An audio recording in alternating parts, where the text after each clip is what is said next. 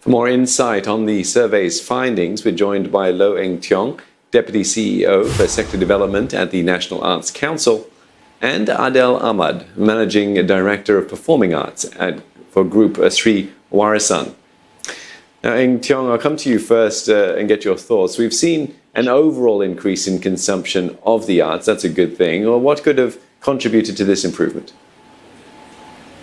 Right.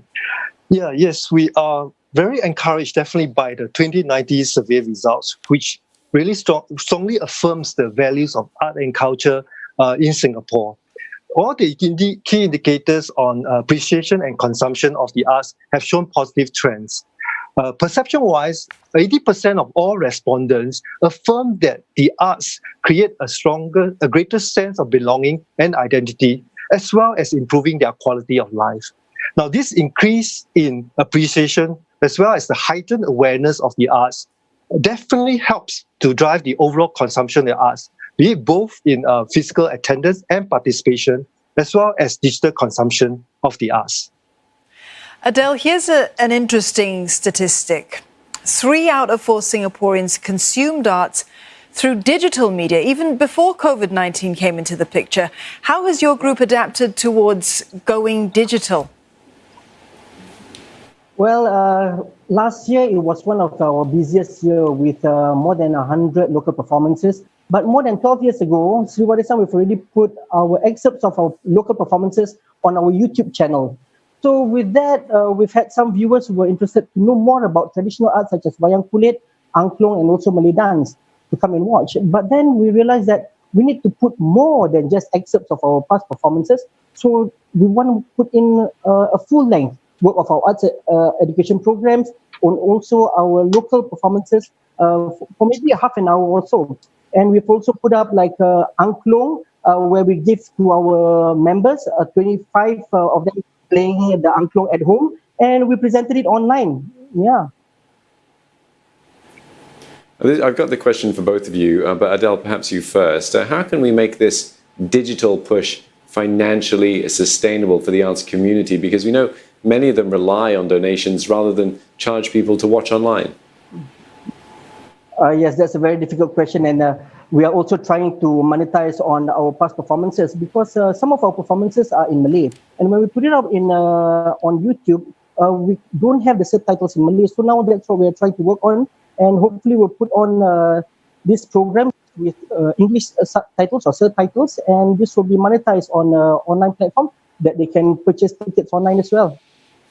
What about the lack of familiarity with the artists and performers, Adel, as well as a lack of relevance, perhaps, of events? These were cited as some reasons why people didn't attend any arts and cultural events. How critical are these points, and how is your arts group reaching out to capture the interest of those people? Yes, it's a valid point.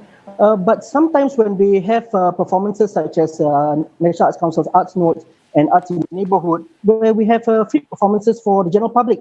So, for example, we had one which was wayang kulit, and usually people see the shadow, only the shadows. But then again, suddenly there's a 1 meter high, 1.5 meter shadow puppet wayang kulit coming out in front of the screen and interacting with the audience. So there's a little something for everyone. So the older generation will realize that, hey, I've watched wayang kulit before. The younger generation will see, hey, this is something new, I've never seen it. But it's something traditional, but yet still very entertaining and educational and still very artistic. And hopefully by watching these performances, they'll be able to also purchase our ticketed performances next time. Eng Teong, COVID-19 has no doubt thrown a curveball to the arts industry globally. Beyond funding, though, how will the Arts Council support our local arts groups to ensure the positive results we see in this survey can be sustained in the long term? Yes, indeed, the pandemic has severely impacted our arts and culture sector. At the National Arts Council, we will stay focused, I think, first on sustaining livelihoods and jobs in the sector. Second, we will strengthen the capability development of the sector so that they will be more ready and when the sector gradually resumes. This is why, on and above the national support measures, we have the Arts and Culture Resilience Package, which will provide not just relief measures, but also create opportunities for our artists, and the cultural workers in the sector to continue to upskill so that they can continue to make and present works to the audience through digital means. Now, one example is the online series that we have commissioned over 100 artists called From the Living Room. These 100 artists literally share their art practices from their living rooms literally over a course of several weeks. We have also to date, since April, especially when we went into the circuit breaker periods, supported over 160 digital projects through our digital presentation grants. Now, moving forward, to sustain this set of good results, we have to continue to help our art sector to raise their digital capability and also to continue to find new and innovative ways to create and to present art. And at the same time, the council, we will also launch a series of dipstick survey, first to understand even more the audience openness for more online arts presentation, or a kind of blended approach in arts presentation that combines both maybe physical and digital. At the same time, we also need to study more of the audience readiness to return to the arts events, to attend and participate once when the sector eventually resumes.